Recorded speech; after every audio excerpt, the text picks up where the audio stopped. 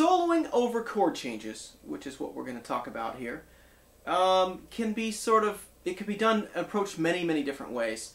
One of the most common is to figure out what key you're in and find one magic scale that you can play against all the chords in that key. That's pretty easy to do, especially if the song keeps coming back to the key. For instance, let's say we had a song in G, and we were playing something that was relatively fast.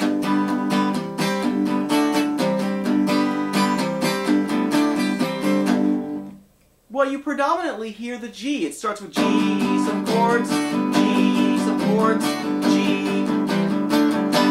And so your ear and your listener pick up that G is really where this thing is starting and stopping. And so you might just stay in G.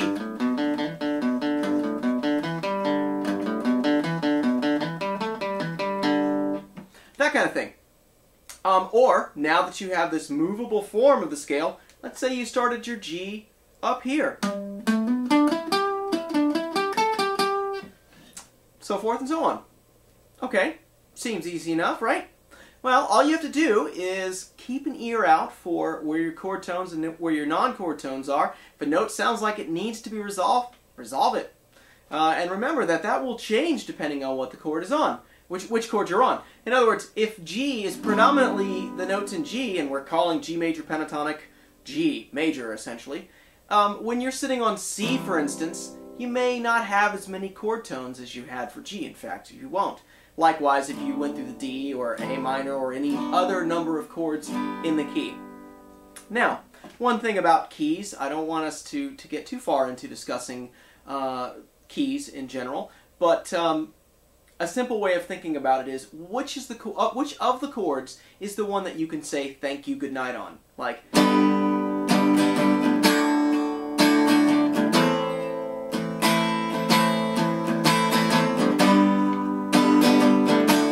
thank you, good night. That kind of leaves you hanging, right?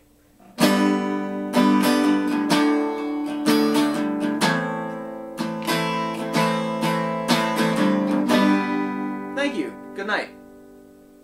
Now, a lot of the times, a song will start and stop on the chord that is the key, but that's not always going to be the case. Sometimes songs will start on a different chord and end eventually in the key. And so trust your instincts on which chord you think is the one that you can say thank you, good night on.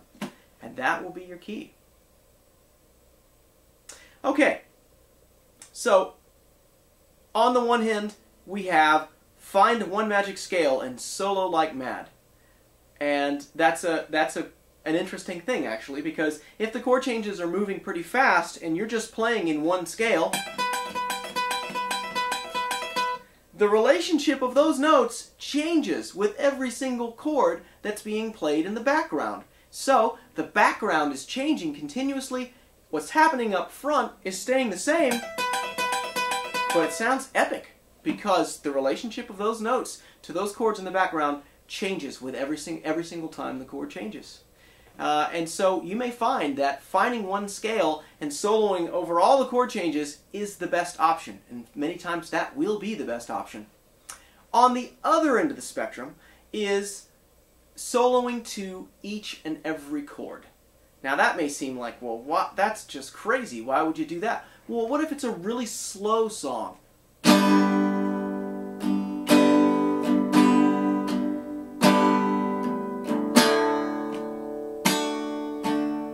Every bit as epic.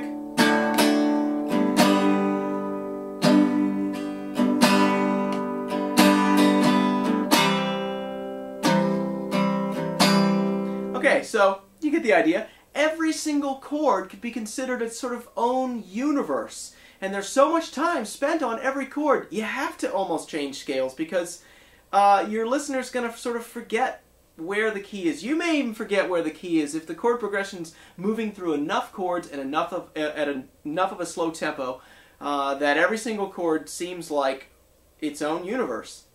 You may have to solo to each chord. That's actually the harder thing to do.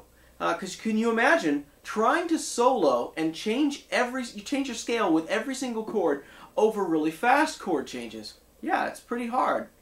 And I think that of the two, the one that we're going to spend the most time on is soloing to every single chord, because that is much harder to do, and that's going to enable us to practice these chord and scale relationships.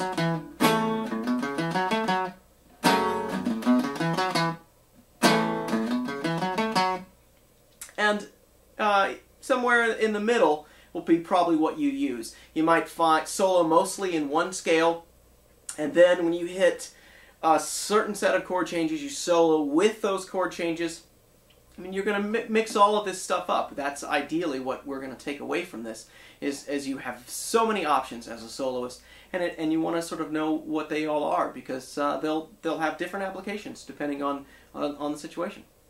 So we are going to take a very simple chord progression and apply these shapes, this major 6-string shape and this minor 6-string shape, and their accompanying scale form, and move around the neck. And this is going to get us jumping all over the neck and getting used to where our roots are on the 6th string. So for those of you who don't know the names of the notes on the 6th string, you may find that you learn them this time around. Likewise, we're going to get very comfortable with the relative majors and minors. You'll find very quickly after you've done it more than a few times, oh, C major, yeah, its relative minor is A minor. Oh, D major, B minor.